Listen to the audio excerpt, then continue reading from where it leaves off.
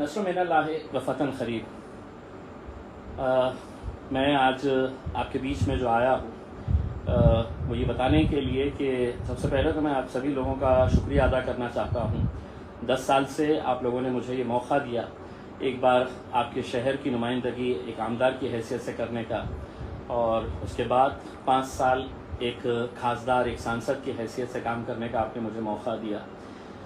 बहुत सारे ऐसे लोग होते हैं जो राजनीति के अंदर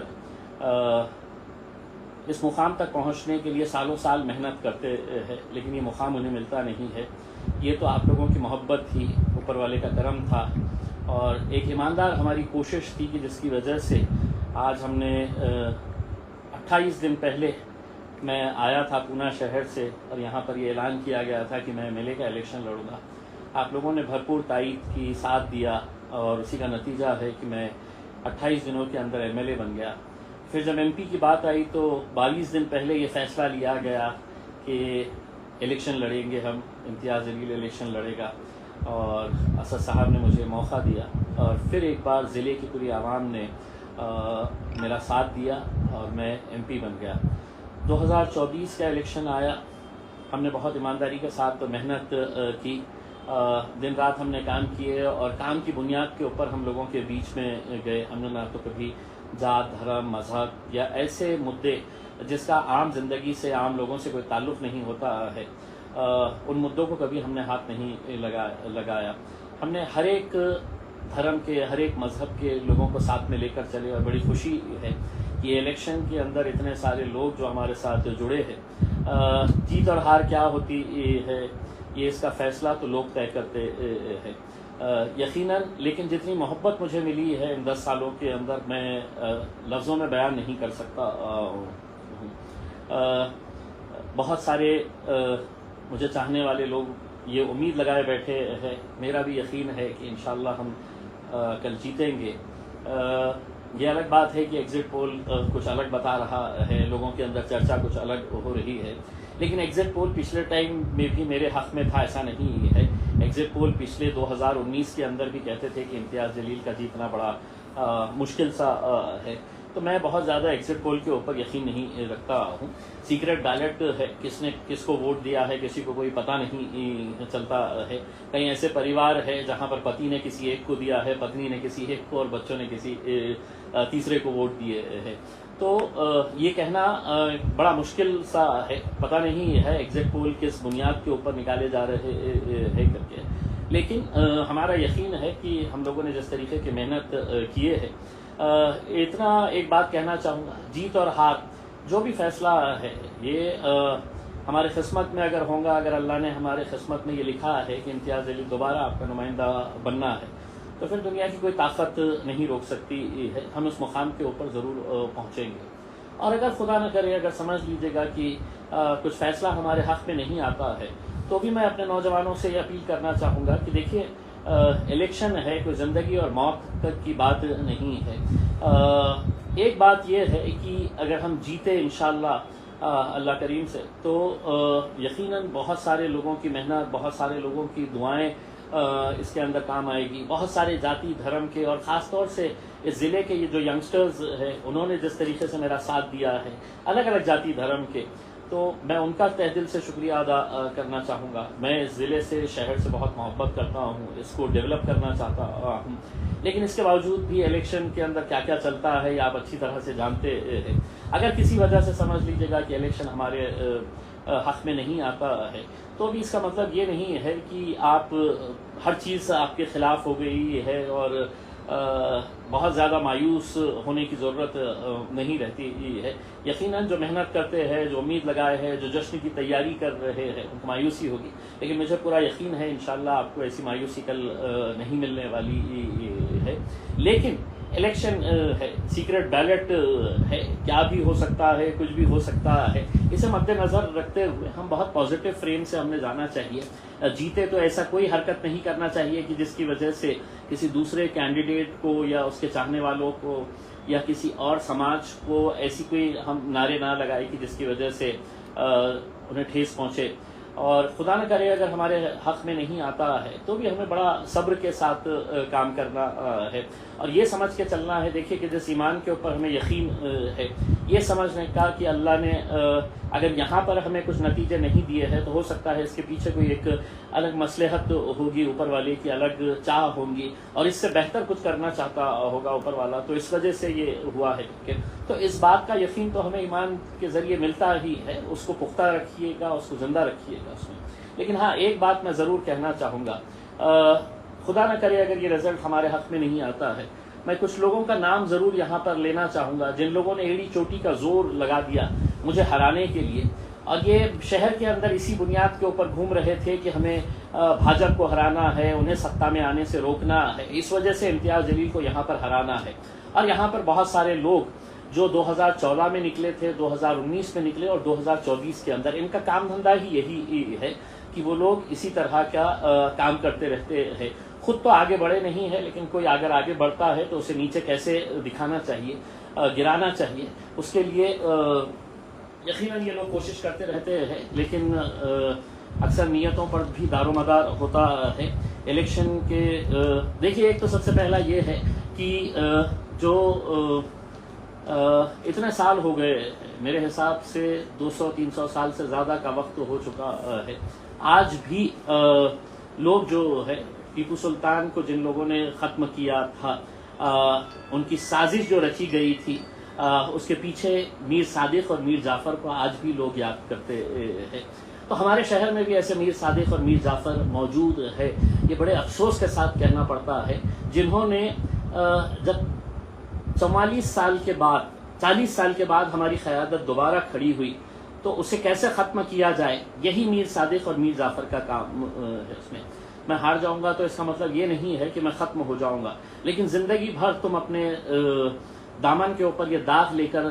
घूमते रहेंगे, बल्कि तुमने अपने पेशानियों के ऊपर ये नाम लिखा देना कि मैं इस औरंगाबाद ज़िले का कुर्दुगलू अगर कोई है तो मैं हूँ करके। तो ये ऐसे जो 8-10 लोग हैं जिन्होंने ये काम को अंजाम दिया है, जो अलग अलग तरह से अलग अलग जगह से पैसा लेकर आए हैं। शायद आपको यकीन नहीं होगा, अफसर खान नाम का जैसा एक क्रिमिनल शख्स जिसकी ज़िंदगी है तो जुआ खेलने में, जुआ खिलाने में,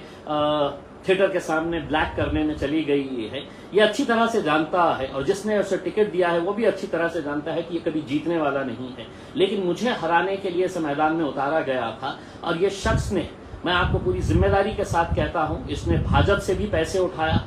इसने चंद्रकांत खैरे के पास से भी पैसे उठाया, और खुद अपनी पार्टी के पास से भी उसे कितना मिला है नहीं मिला है पता नहीं है। लेकिन इसका मकसद यही था, और इसे लाया इसीलिए गया था कि मुझे किस तरीके से हराया जाए। तो सबसे पहला कुर्दुगलू अगर कोई है, सबसे पहला मीर जाफ़र, मीर सादिक का टाइटल किसी को मिलना चाहिए तो वो हमारे अफसर खान, जो बड़ा कौम मिल्लत की बात करते हैं। लेकिन ऐसे ही लोग आज से कई साल पहले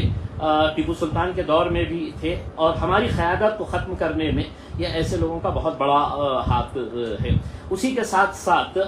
दिल्ली गेट के पास रहने वाला इलियास पहलवान हर महीने 2 महीने के अंदर अपने घर में है तो एक मौलाना को बुलाते हैं, इज्तिमा करते हैं, खाना वाना खिलाते हैं, लेकिन उसका ईमान के ऊपर कितना यकीन है ये देखिएगा कि ये एक उर्दू अखबार में 13 तारीख के दिन जब इलेक्शन आने वाला था, इलेक्शन का दिन था, उस वक्त इन्होंने ये अपनी तस्वीर के साथ उन्होंने एक एडवर्टाइजमेंट छापा था। ये उर्दू अखबार के अंदर ये एडवर्टाइजमेंट आया था, और इसके अंदर ये जनाब की खुद की तस्वीर है। ये वही जनाब है जिन्होंने 2014 के अंदर एक विशेष अखबार निकाला था, उर्दू के अंदर एक अखबार निकाला था, और जो अखबार जिसने छापा था वो अबू बकर रहबर नाम के अपने आप को पत्रकार जो कहते हैं। तो इन्होंने है तो मेरे खिलाफ एक आर्टिकल लिखा था, और 2014 के अंदर ये अखबार रातों रात छापा गया था। इलेक्शन के एक रात पहले इसे बांटने के लिए दिया गया था, और ये कहा गया था कि इम्तियाज जलील को क्यों नहीं वोट देना है करके। अब ये साहब जब इज्तिमा करते हैं, अपने घर में मौलानाओं को बुलाते हैं, तो इनका खुद का ईमान कितना कमजोर है आप इस एडवर्टाइजमेंट के जरिए देखिएगा। इन्होंने लिखा है ये चुनाव जिंदगी और मौत का चुनाव है, ये इनकी हेडलाइन है। उन्होंने एडवर्टाइजमेंट जो दिया है उसके ऊपर लिखा है ये चुनाव जिंदगी और मौत का चुनाव है। इलियास पहलवान सुन अब अच्छी तरीके से, तेरा यकीन होगा कि तेरी जिंदगी और मौत का फैसला भारतीय जनता पार्टी, नरेंद्र मोदी या चंद्रकांत खैरे कर सकता है करके, लेकिन मेरा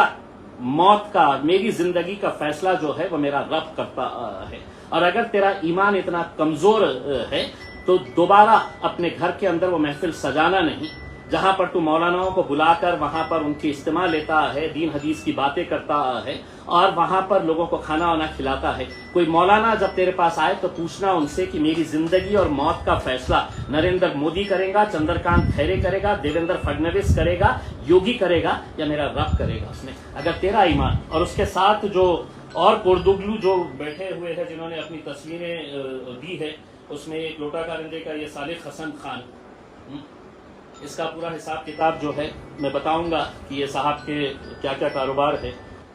तीसरा ये है जफर अली मर्चेंट कि उस्मानाबाद से आके यहाँ पे जो फड़फड़ा रहा है और जिसके घर के ऊपर कुछ पत्थर पड़ा था